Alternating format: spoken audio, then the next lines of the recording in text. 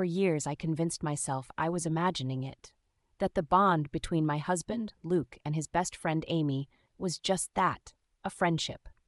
They'd been inseparable since childhood, but the way he cared for her children always unsettled me. He acted like more than a friend, more than a surrogate uncle. He was there for every milestone, every crisis, spending nights at her house and pouring time and money into her family. And Amy's children? They looked just like him. His piercing blue eyes, his sharp jawline. I ignored it, even as the years piled up, even when her pregnancies mysteriously stopped right after Luke's vasectomy.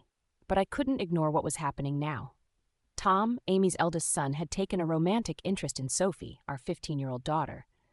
At first I thought it was innocent teenage infatuation, but Sophie was warming to him, and I couldn't shake the sickening fear that they might be related.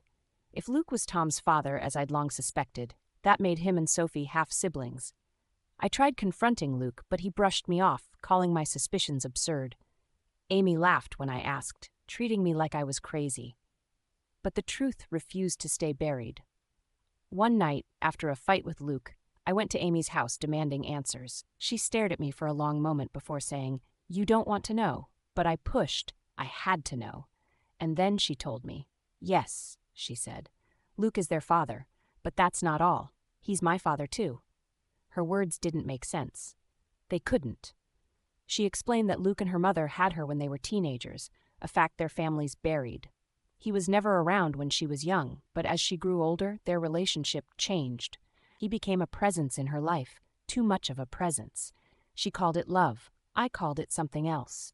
Her children weren't just Luke's, they were his grandchildren, my step-grandchildren. And now Sophie and Tom weren't just half-siblings, they were full siblings.